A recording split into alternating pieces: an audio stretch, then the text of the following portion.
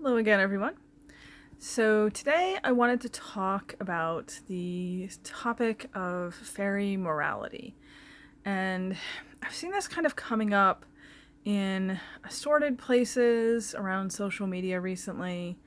And it is an interesting topic, but it's one that I think from a folkloric perspective that a lot of people have misunderstandings about. Probably unsurprisingly for people who are familiar with my channel, I tend to blame the misunderstandings a lot on modern fiction and modern movies. A lot of what we see relating to sort of the ethics and morals of fairies in fiction and in movies is really based on plot points that are necessary for those stories, and not often in line with what we have in the actual folklore. So I thought today we could take a look at the actual folklore and what the beliefs are, particularly across Western Europe, Celtic language speaking areas, when it comes to fairies and the topic of morals. What we often tend to see is a sort of assumption by people that fairies are amoral, that they don't have morals, they're just sort of a spontaneous, do whatever they want to do kind of creature. And that is not true, based in the folklore. I think there's reasons they sometimes get that reputation with people who have some familiarity with folklore, but not a broad familiarity with it. It is true in a wider sense that when you compare what we have for fairy morality across the corpus of the folklore material with human morality, those two things are often in conflict. And I think that's one reason, at least, why some people tend to see fairies as not having morals, simply because they don't have the same morals that human beings tend to exhibit, or at least within the specific cultures that we're looking at here. I also think we run into a bit of an issue because when humans interact with fairies in the folklore and the stories and anecdotal accounts, there's often layers of conflict that occur, usually because the human in question is acting against or violating some degree of fairy etiquette or fairy expectation, and then the response tends to be very extreme, usually very painful for the human. And judging this by a human standard, we often tend to label these beings then as cruel or capricious or, things along those lines. But when you take it outside of that very human-centric perspective, anthropocentric perspective, and look at it from the expectations we have based on the folklore of fairy behavior and of what the fairies themselves seem to consider to be right or correct behavior, it really is to be expected in sort of a proportional reaction on their part, at least from the material that we have, if that makes sense to everyone. So a lot of this, what got me thinking about this anyway, came up in some discussions with a friend of mine. She blogs and writes, they blog and write under the name Seo Helruna. They have a book out, they have another book coming out, which is going to be totally awesome, and they have a really good blog. But they tend to talk a lot about the idea of fairies, particularly from the Anglo-Saxon and Norse perspectives, as hale beings. Hale, H-A-E-L, hale beings. These would be being spirits that are wholesome, healthy, sort of everything that we consider tied up in those concepts. And I think we can say that's broadly true for fairies across the Western European milieu. They are beings who can give health, they can affect physical and mental health, they can give luck, they can give prosperity, but they can also take those things away. or negatively affect them. So that's sort of pretty clearly their purview, is this idea of haleness or wholeness. So we see this in generally the way people who do transgress against them are punished, most often with physical ailments, physical injuries, sometimes mental affliction, and then less often attacks to a person's luck, wealth, things like that. All of these sort of tie together in the same broader concept. And this all relates to etiquette, and this all relates to fairy morality in the same ways. And particularly fairy morality, if you want to understand it, I think you have to understand the nature of these beings within haleness. Halu, I think, is the Anglo-Saxon. Anglo-Saxon, not my main specialty, so I'm might be a tiny bit inaccurate with the exact words I'm using here. I'm doing my best. So what I mean by that is that if you want to understand fairy morality, fairy expectations when it comes to each other and humans, you have to sort of understand that they have this nature of health and wholeness and sort of integrated relation to things around them. If you understand that, and if you're coming from that perspective, I think everything else sort of falls into place and makes a lot more sense. So when we look at fairy morality, they are beings who prize cleanliness, who prize the right order of things being done in a specific way, according to particular expectations, usually again tying into the idea of cleanliness. Very big on cleanliness are the fair folk across all of these cultures. There's a reason in Iceland that urinating outside is referred to as driving out the elves. Ties into all of this cleanliness stuff. So we have that aspect of it, and that definitely does reflect in their morality and their approach to morality.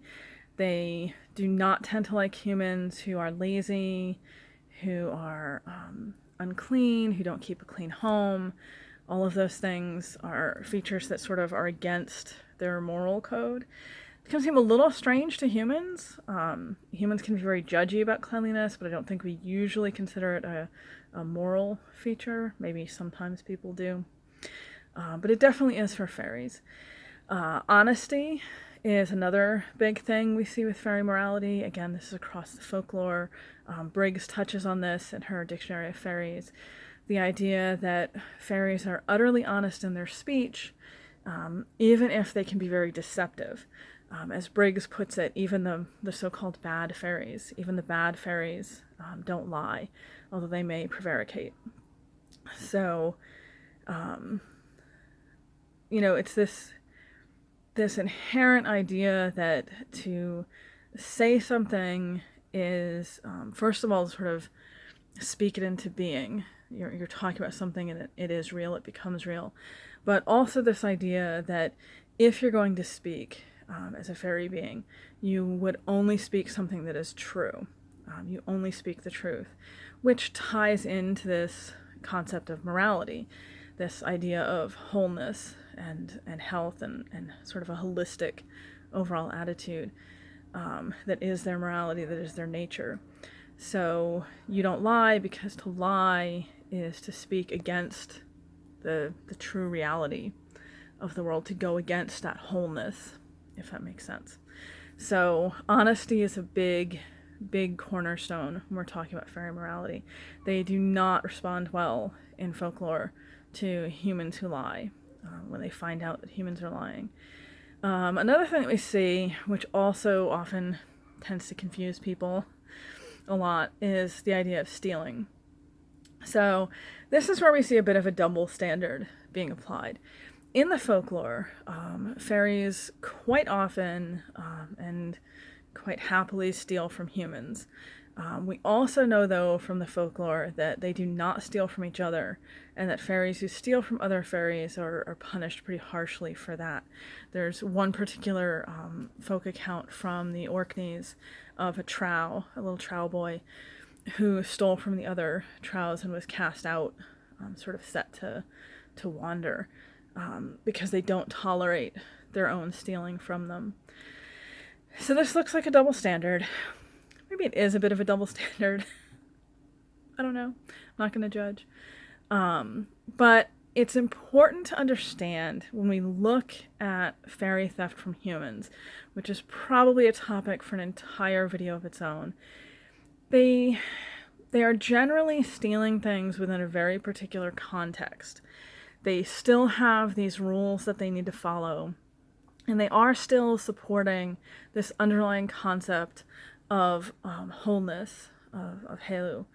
And in this case, it's sort of predicated on the idea that if, as a human, you speak ill of something you own, for example, if you're growing crops and you say, oh, these crops this year are just terrible, if you put a bad word on your own possessions, if you don't appreciate something that you have, if you have kind of put it away and aren't using it, aren't honoring its existence, if you will, in both of those cases, the fairies are allowed to steal those items, to take those items, because you have sort of given them permission to.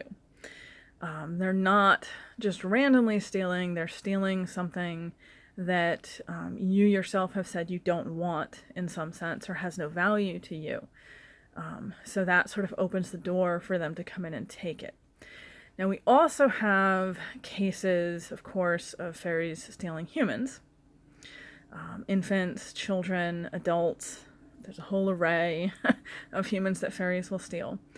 And again, this can seem to go against that concept of morality we're talking about. But in a lot of these cases as well, it's the human in the situation who does something that either opens them up to the subduction, they, in some sense, put themselves in a position to be abducted. And I'm not in any way victim blaming, by the way, here. I'm just pointing out that from the morality perspective, fairies take objects and fairies take people that are not properly protected from them, and also that are not blessed, that don't have the right words said over them.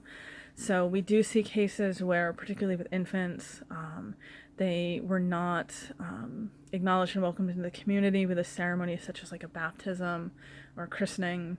An adult who saw them didn't bless them, didn't say a positive word over them, assorted things like that. There are also cases, of course, folklore being as wide-ranging as it is, where people are taken or infants are taken because people brag too much about them, how good they are, how wonderful they are. There's too much appreciation of them, so that also sort of opens them up to being taken by the fairies. And it's this idea that they don't just randomly steal objects, they don't steal absolutely everything just because they want it. There's specific guidelines they have to follow, and within those guidelines there is this supporting idea that they are upholding a wider sense of wholeness or of health. And that does get kind of complicated, and again, I could probably do a whole video just on fairy abduction, whole separate topic. But I want to touch on it here just to acknowledge that that's an issue where humans tend to really struggle with fairy morality, with seeing fairies as not being moral beings. But within their own system, as we can judge it based on folklore, this idea of stealing humans fits in with the wider concepts. And a lot of times also the humans that they take, again, there's rules to follow. Some of them are voluntary, some of them go willingly. The ones that don't, there's usually an opportunity for them to be rescued or returned to the human world. Again, if certain very specific rules are followed. And if they're not, they're not.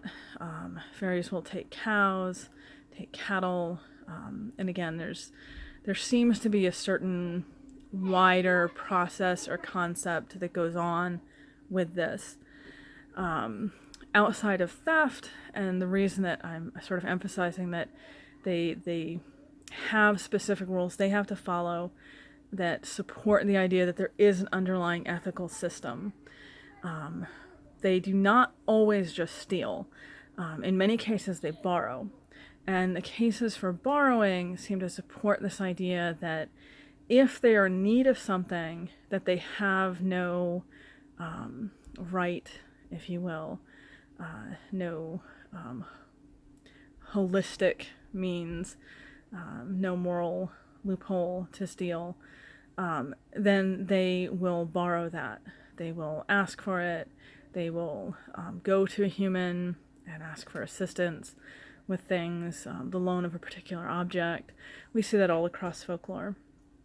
So the fact that there is fairy borrowing at all, and not just rampant fairy theft, supports this kind of underlying idea that they do have a moral system that they're working within, whether we 100% understand it, or not.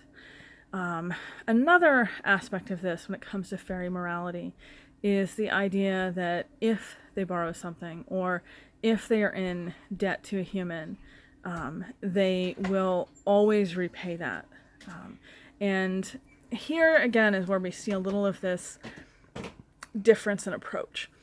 If a human is to borrow something from the good folk, or is in debt to them in some way, they will always expect to be paid back, and they will get paid back on a particular time scale usually. But they'll be very specific in what they expect to be paid with and when, and they won't accept more than what they asked for. In contrast, what we see across the folklore is this idea that if you are owed something by the fair folk, if you have done them a good turn, a fairy mother came to you with an infant asking if her infant could nurse from you, which happens in some of the stories, if they asked for the borrow of some grain, asked for some milk from your cow, any of those things, and you cooperated, they will pay you back exceeding the value of what they borrowed. Always. They always pay back more than they take, even though they never expect to be paid back more than was given. So how does that tie into wholeness? And this sort of holistic concept is a little more of a complicated question. Clearly, us paying them back, humans paying them back the same amount, is very much about balance and reciprocity. Them paying us back more than what we gave sort of hints that we might actually be giving more than we think we are on some level or in some sense. But all of this gets into the idea of wholeness in preserving that balance. And what is taken must be given, what is given must be taken.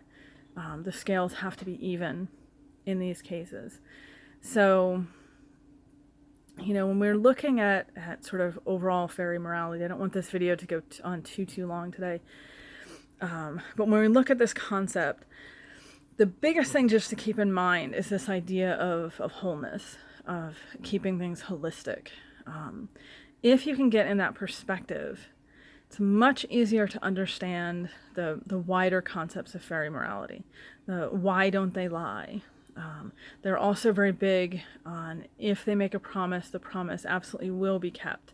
If you as a human make a promise, then they expect that it absolutely will be kept. And if you don't keep it, then there's, serious consequences to that.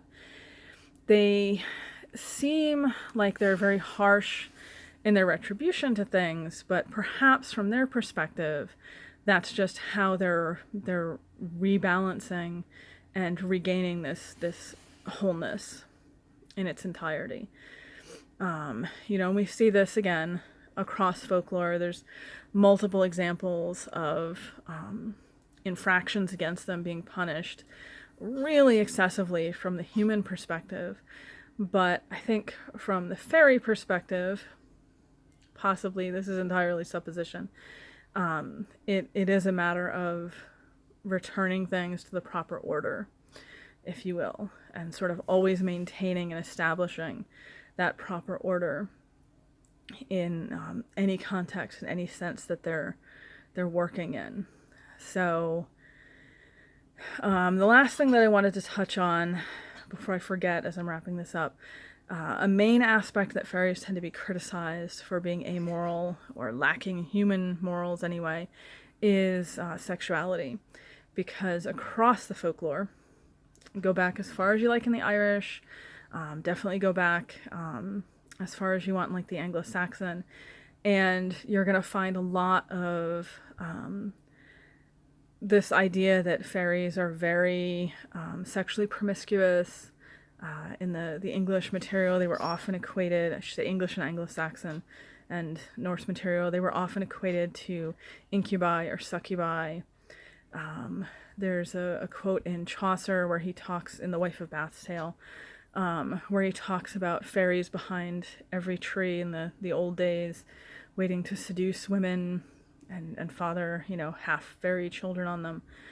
And this sort of ingrained idea that fairies are just very sexual beings, and very interested in engaging in sexual activities, which usually goes against human morality, particularly human morality and ethics in more Christian cultures and areas.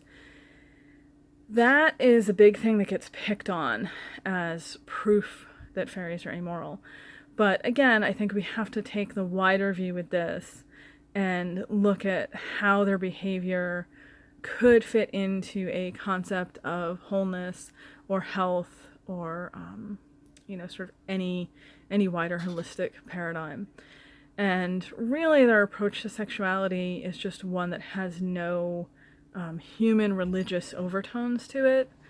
And I think if you take the human religion part out of it, and that inherent moral judgment that comes from there, there's nothing actually amoral or unethical or wrong in what we see the fairies doing in sexual contexts. We just tend to, from that human, particularly human religious lens, judge it as being bad. However, in the stories, it usually is not. And in the stories, with some exceptions, I admit there is folklore like the Gancanak, Banshee, some of the more recent vampiric Lananshi anyway, where you do see fairies sort of using sexuality in a way that's dangerous for humans.